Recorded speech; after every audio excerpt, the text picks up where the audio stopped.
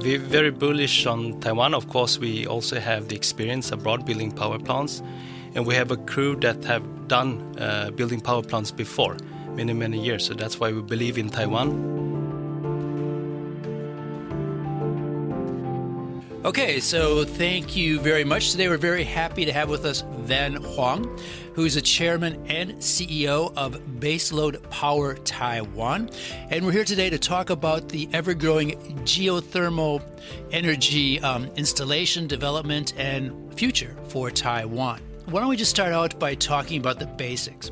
The company Baseload Power Taiwan, it's a subsidiary of Baseload Capital. It's a Swedish company. So we assess the global market to start with, and then we looked through all the markets with geothermal potential, and Taiwan came up on top 3 of this market. So of course you look at where you have resources, and foremost is at the Ring of Fire. So Taiwan is at the Asia Pacific Ring of Fire. It goes from Japan, Taiwan, the Philippines, Indonesia, down to New Zealand.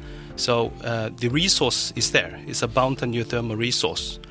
And then we look at the market stability, the economic growth, the government policies, where Taiwan has FIT for 20 years. And then also have incentive programs to support the industry. So that's why we picked Taiwan as the one of the top 3 geothermal markets. Yeah. Just out of curiosity, what are the other 2 top 3 geothermal markets? It's in Japan and then also US. Oh, really? Okay. Japan, I understand there's a lot of hot springs, so there must be a lot of geothermal activity in Japan. I didn't think of the US at first. Where in the US is there potential geothermal that you're looking at? Places like Alaska maybe, or? Yeah, Alaska is also at the Ring of Fire, but the most potential that are developed, it's actually in California, Nevada area. And US is currently the largest geothermal market in the world. Wow, I never knew that before. And for California, is that because of the geothermal potential is very strong there, or is it also the fact that it's very close to major population areas that would make that geothermal more useful? Yeah, I think it's more where you have the Ring of Fire, in this case, where you have earthquake and hot spring areas, so volcanic areas. Yes, you do in California, yes. Yes. So where you actually have geothermal activities, it's where you actually have the region where you start to develop. And then, of course, it really depends where it's located. And in this case, it's located in Nevada and California, very close to inhabitants, and that also supported the development to generate energy to inhabitants. So recently, Baseload Power signed an agreement with the Hualien Hongye tribe. Recently, Baseload Power received the vote of approval, the green light, from the Hongye tribe in Hualien to go ahead to develop geothermal on their tribal grounds. Is that it? That's correct. And they gave us we had voting, it passed for exploration permit. So the whole community is okay having us, Baseload Power Taiwan, as a geothermal developer. They grant us to get the permit, and they grant us to be part of the community to develop a geothermal power plant in the area. I noticed from the news reports that this was a 5-year process. So what challenges did you face, and how did you convince the tribe over the 5 years that your company was a company that they could trust and work with? It took time. I mean, first of all, 5 years ago, more or less none knew about what geothermal is, so you need to explain. The closest connection they have is hot springs, so first you need to make them aware. Yeah. Aware means that what is geothermal? You need to explain to them what is geothermal, what are the pros and cons, so all the basics you need to tell them. So it takes some time for them to understand. And then you need to build the trust. So what we did is that we had a lot of hearings, information meetings, neighboring talks. We knock on the doors and talk to people. We joined the local sports activities, churches, Mother's Day and other celebrations, just to get the opportunity to talk to them, to explain to them why we're here, what geothermal is, what benefits it can bring. So it takes time to build trust, and it takes a couple of years. So to become aware first, and then they know this is good, then the trust is building, and it takes time. And you need to talk to the whole community, not only a couple of people, So the whole community need to trust you to be able to get them to vote and get the voting passed. During this 5-year process, you said you really had to let them get to know you and understand what you wanted to do. What concerns or maybe what questions did they have about geothermal and having it in their own backyard, so to speak? Yeah, so first of all, they don't know about it. You need to tell them. And the mindset was telling them that, okay, geothermal, they heard that it causes earthquake. So that was the first thing you need to explain. They were fearful it would cause earthquakes? Yeah, so from an academic standpoint and also from a developer standpoint, we need to explain that it doesn't cause earthquake, and how deep we drill. It doesn't affect the hot spring hotel operation. And then also that the grid that are using or existing grids that are used, and then also share them about the noise level. It will not disturb them. It's lower than the speaking decibel level, and etc., etc. So we need to explain to them to comfort them, and then also adding that what is geothermal energy? It's a baseload energy, 24/7, producing green electricity, and it can create jobs for the community, but also several different application areas. Of course, the heat could be used for the hot spring hotels. The heat could be used for greenhouses. The heat could be used for industrial, for heat exchange, and etc. So all that we need to explain to them for them to understand about geothermal development. Maybe we should set the stage a little bit, because where exactly is Hongye in Hualien? And you mentioned the hot spring hotel, so there's already a business built around the hot springs there? That's correct. So it's in Hongye, it's in Ruisui. Oh, okay. Yeah, so it's Raceway, very famous for its milk. Yes, Okay. That's correct. And it's in the Hualien County. So it's already hot spring, and usually when you see hot spring, that's where you look for geothermal heat. But they have an existing industry built around the hot springs already. You were going in to help them develop a resource they're already using, but to use it in a new way. Yes, the temperature is much higher. That we're looking at is closer to 200 degrees. I think hot spring hotels is at 70 degrees. It's at a much more shallow depth. We're going 1 to 2,000 meters, and it's hotter. And with that temperature, we'll be able to extract heat to produce geothermal energy. How exactly does a geothermal power plant work, or how would a plant built at that location in the future work? Yeah, it's geothermal power plant in general is quite simple. In a way, it's a binary system. So what you need to do to put it in a very simple way is that you need to start to drill a well.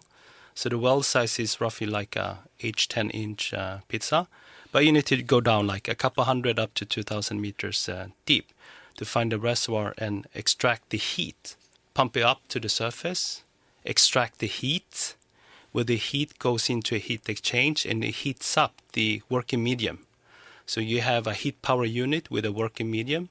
You use the geothermal water to heat it up, and it heats up to a boiling point. It becomes steam, and the steam with pressure will move the turbine, and the turbine moves the generator, which generate the electricity going to the grid.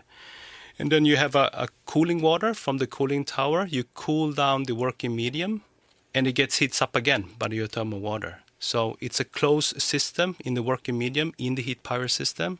While the geothermal heat heats it up, the geothermal water will cool down to roughly 80 degrees, and then you inject that back to the ground on another well that goes down to up to 1 to 2,000 meters. And by the nature, the reservoir will heat up the fluid again, the geothermal heat, and then you pump it up again, and then the circle goes round. So the two system binary that moves around the clock. So you mentioned that you had different challenges while you were trying to communicate with the Hongye tribe, including fears that maybe it would cause earthquakes. What are the other challenges that geothermal faces here in Taiwan? Technical challenges, maybe geological challenges, economic challenges, and maybe even political challenges. Yeah, so I would say the geological challenges is that you can do a lot of surface study. You understand the surface, but the subsurface you don't understand until you drill beneath your legs. So if you don't know underground, you won't know. So you need to drill to find out. So that would help in many geothermal markets where the government do the first exploration to de-risk for the private developers to enter the space. So you need to drill to get geological data. The more data you have, the lower the risk you will have. Yeah. So that's one of the risks. And then the technical risk, as for now in Taiwan, the geothermal market is just taking off. So it's less than 10 megawatt produced. So there's not a mature value chain, industrial value chain in Taiwan. So there are not enough drilling companies, capacity, and the knowledge to do drilling. So that part is still missing. There's a challenge to get it working in a proper way where it's been done for many decades in other countries. I would say the political challenge is mainly the policy. So for the past 2 years, Taiwan has now included geothermal into the Renewable Energy Act, so together with solar and wind. And it has facilitated some of the permitting process that helps actually a lot. But there are still a long way to go to be able to move it into a geothermal law, where most mature countries do have a geothermal law. So I would say the economical challenge is actually depending on all these other challenges. So if you have a policy that is better regulated for geothermal development, and then you have more data for the geology, and you have a value chain that are established, then you can get down the production cost. So right now, Taiwan, to produce 1 megawatt geothermal, it costs around $7 to $9 million US. In mature markets, it's $3 to $5 million. So if all the challenges will be resolved, the economic challenge will also be resolved. Okay, because when you think about that, it's like, okay, you're pulling hot water from the ground. Taiwan has a lot of hot water under the ground.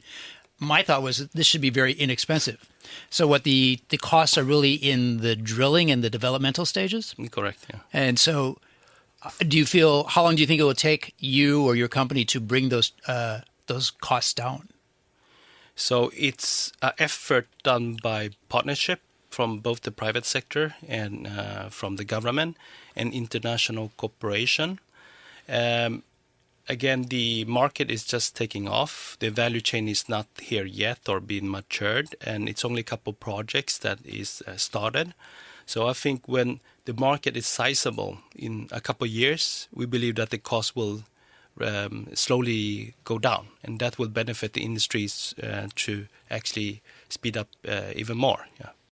And so what role do you see geothermal playing in Taiwan's pursuit for net zero and also just reducing Taiwan's dependence on imported energy? I mean, energy is very important to Taiwan. Taiwan doesn't have many of its own energy resources. There's concerns about certain forms of power like nuclear. So how do you see geothermal playing in this larger picture? Yeah, I think geothermal play a vital role in this. It's a homegrown resource in Taiwan, and according to government estimates, there's a potential of 40 gigawatt in Taiwan, which is quite much. I mean, if you just look at 1 megawatt, it's enough for 1,500 households' electricity consumption per year. So for Taipei City consumes 2 gigawatt, and for Taiwan 33 gigawatt. So Taiwan with a potential of 40 gigawatt.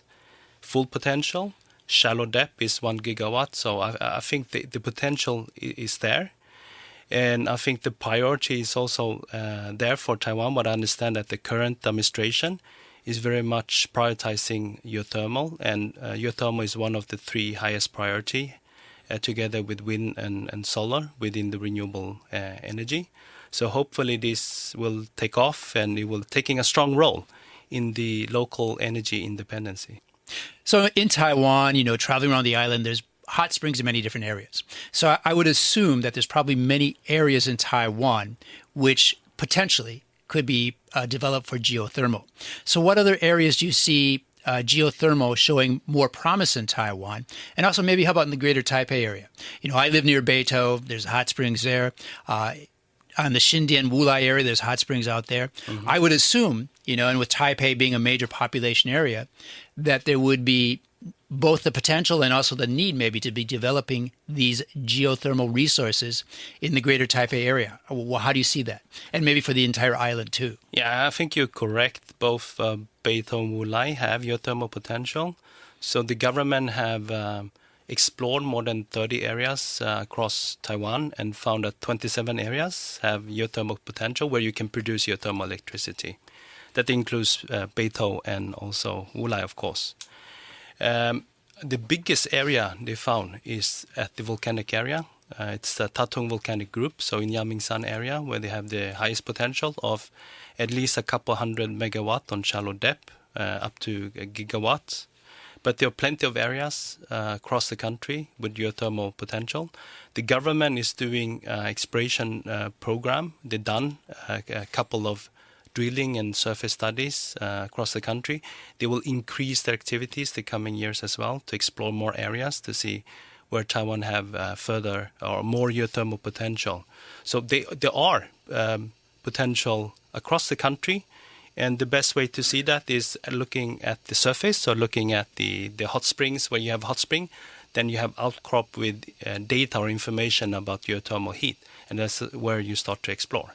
Is there any fear that the geothermal development will be causing destruction of these natural areas or pollution, or are there ways to minimize and so that does not cause any long-term damage?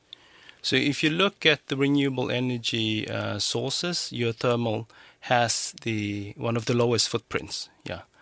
So to produce the same energy, the footprint or the space on surface used compared to solar and wind, it's much less. Yeah. So compared to solar, it's like 1 of 100. To winds, of course, depending on the space you look at, but it's 1 of 1,000 onshore wind. So the output, if you produce 1 megawatt geothermal power, it only requires a size of a tennis court. Yeah. So it's not big. You're talking about for the on-ground turbines and the other physical plant to support the power plant? That's correct. So if you look at the plant, it's 1 megawatt, 1 tennis court size. And then you need the wells. And the wells are size of a pizza. But it's less than like a couple square meters. But those wells has to be spread out a little bit to make sure that you have distance between the wells. Yeah. So it doesn't require a big size. It has low footprint and very minimal damage because you extract the heat, you re-inject the brine, the geothermal water back to the system down on the ground, and then the circuit goes around. Yeah. I'm just trying to remember. What's the shorthand normally for a nuclear power plant? Is it 1 megabyte or 1 gigabyte? I think giga. Yeah. 1 gigabyte. Yeah. And so you're saying like the location in Hualien will be able to produce how many megawatts? So Hualien, we aim first phase to look at 10 megawatts. And we will expand further up to 33 megawatts. So it's a smaller resource. In Tatung Mountain, we're talking about a couple hundred megawatt to start with, up to over a gigawatt, only on shallow depth. We have not even started to talk about the deeper part. Yeah. So you're the only international company actively developing geothermal in Taiwan today? That's correct. And that is due to the fact that your company has more experience, or the fact that your company is more bullish on Taiwan? We're very bullish. We do have the experience. We have power plants abroad. And we have competencies within the company that I don't know how many years you can add up based on experience developing geothermal power plants. So we know how to do it, and we have done it before, and we would like to do it in Taiwan.